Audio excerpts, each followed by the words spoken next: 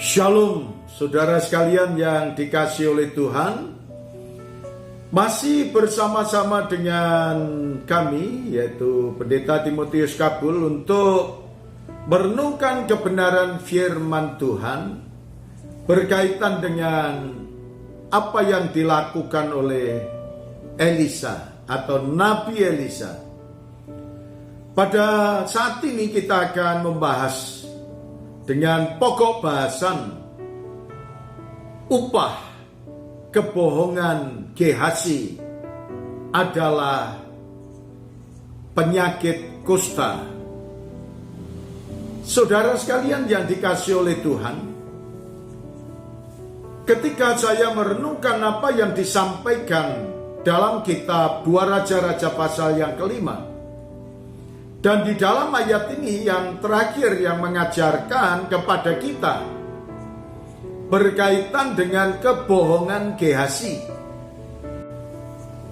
Ketika Naaman, panglima besar itu sembuh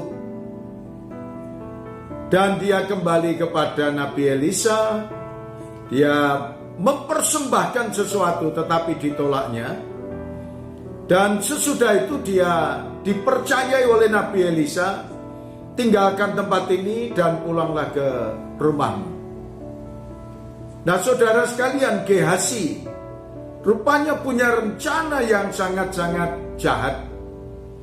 Dan dia berpikir yang pertama, kenapa ya Nabi Elisa tidak mau menerima pemberian dari Naaman. Kemudian dia berpikir, bagaimana kalau nanti sesudah dia keluar, lalu saya akan kejar.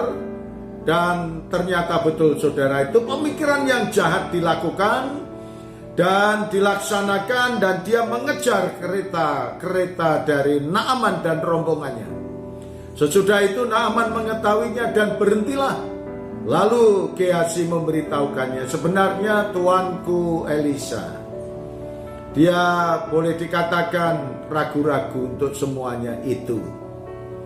Tetapi saya adalah utusannya, saya bujangnya yang melayani dia. Nah saudara sekalian, apa yang dikatakan oleh Gehazi? Di sini dikatakan dalam ayat 21, lalu Gehazi mengejar Naaman dari belakang. Ketika Naaman melihat ada orang berlari-lari mengejarnya, turunlah ia dengan segera dari atas kereta untuk mendapatkan dia dan berkata, selamat. Jawabnya, selamat tuanku Elisa, menyuruh aku mengatakan, baru saja datang kepadaku 2 orang muda dari pegunungan Efraim, dari antara rombongan Nabi. Baiklah, berikan kepada mereka setalenta perak dan 2 potong kain. Nah saudara kalian, inilah yang terjadi. Apa yang dilakukan oleh Gehazi, satu kebohongan. Kemudian diambillah semuanya itu dan dibawa pulang, lalu disimpan di rumahnya. Setelah mereka sampai ke bukit, disambutnya lah dari tangan mereka, disimpannya di rumah dan disuruhnya kedua orang itu pergi. Maka pergilah mereka. Dan saudara sekalian, sesudah itu kita tahu bahwa dia harus menghadap kepada Nabi Elisa.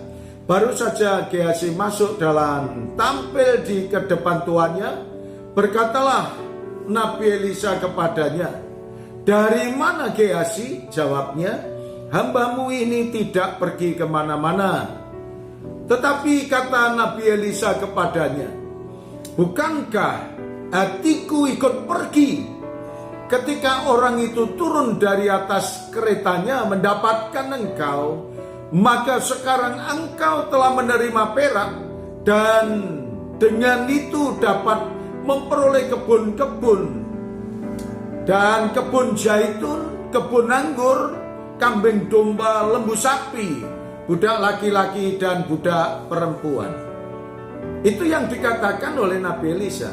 Lalu Nabi Elisa berkata, tetapi penyakit kusta Naaman akan melekat kepadamu dan kepada anak-anak cucumu untuk selama-lamanya.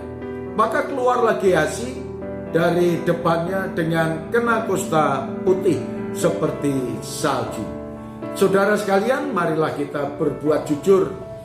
Marilah kita berbicara jujur agar kita tidak kena tulah, agar saudara dan saya tidak kena dampak dari kebohongan. Seperti Gehazi, upah daripada kebohongan adalah penyakit kusta. Terima kasih Tuhan, firman-Mu, tuntunlah kehidupan hamba-Mu, agar hamba-Mu seturut dengan firman-Mu. Diberkatilah semua orang yang mendengarkan firman-Mu ini. Dalam nama Tuhan Yesus kami berdoa. Amin.